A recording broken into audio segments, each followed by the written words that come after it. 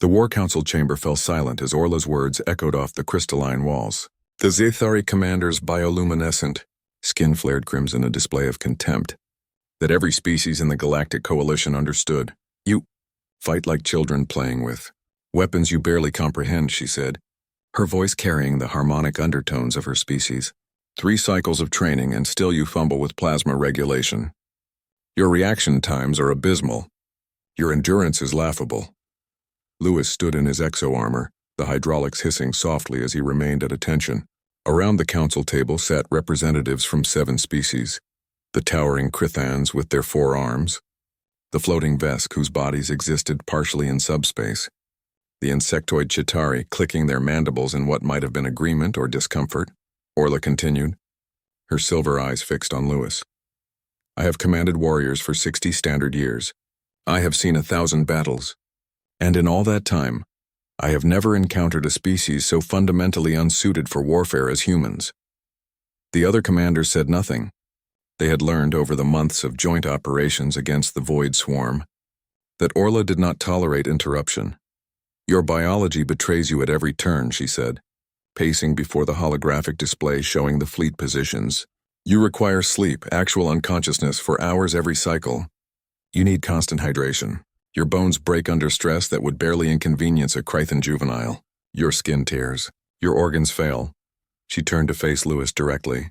You are fragile beyond measure, yet you strut about as if you belong among warriors. Lewis's jaw tightened, but he remained silent. This unit? Orla gestured dismissively at Lewis's armor. This mechanical cage you hide in, it is an admission of weakness. The Krythans need no such crutches. The Vesk phase through obstacles. Even the Chitauri's natural carapace provides more protection than your soft flesh. You are, biologically speaking, the Coalition's most pathetic members. One of the Krythan commanders shifted uncomfortably, his lower arms making a gesture of peace. Commander Orla, perhaps— No, Orla cut him off. Let us speak truth. 3 human vessels were lost in the last engagement. Lost because their crews panicked when life support fluctuated. My people can survive vacuum for 20 minutes. Humans, they choke and die in seconds. They freeze. They are weak. The word hung in the air like a blade.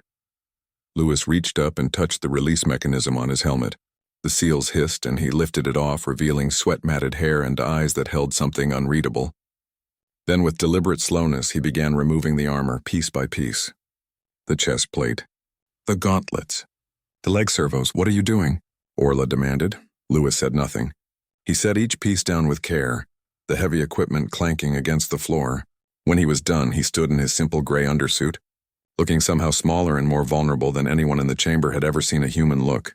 Then he walked toward the door. Where do you think you're going, human? Orla's skin flashed orange, confusion mixed with anger. Lewis stopped at the threshold but didn't turn around. When he spoke, his voice was quiet, almost conversational. You're right, he said, about all of it. He turned then, and the expression on his face made several commanders lean back instinctively. We are fragile. We break easily. We need sleep and water and air and warmth. We're slow to heal. Our lifespans are a fraction of yours. We have no natural weapons, no armor, no venom, no phase shifting, no telepathy. He smiled, but there was no humor in it. We are, as you said, biologically pathetic. Orla's bioluminescence flickered uncertainly. Do you know what my species was doing 500 years ago, Commander? Lewis asked. We were killing each other with chemical explosives and metal projectiles. Primitive. Brutal. 500 years. Barely a generation for your people. And we went from that to standing here. Among the stars, he stepped forward. You've commanded for 60 years. My species has been spacefaring for 1/10 that time. And in those 6 years, we've lost more people to this war than any other coalition species. Do you know why? Silence, because we volunteer, Lewis said.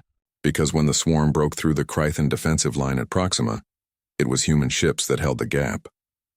When the Vesk research station was overrun, it was human Marines who went in after them, knowing most wouldn't come back. We don't have natural armor, so we built it. We can't breathe vacuum, so we hold our breath and go anyway. He looked at each commander in turn. You see weakness. I see a species that got punched in the mouth by the universe every day for 4 million years, and decided the appropriate response was to punch back harder. We don't survive because we're strong, Commander. We survive because we're too stubborn to quit. Lewis moved to the door again, then paused. I'm walking away because I won't fight beside someone who mistakes resilience for weakness. The armor stays. Maybe you can study it, learn something about how fragile creatures adapt. But I'm done. You would abandon your post? Orla's voice carried genuine shock. No, Lewis said softly. I'm going to the hangar. My squadron launches in 40 minutes for the reconnaissance mission into the void. You called it a suicide run, said no sane species would attempt it. He smiled again, and this time it reached his eyes. You're probably right.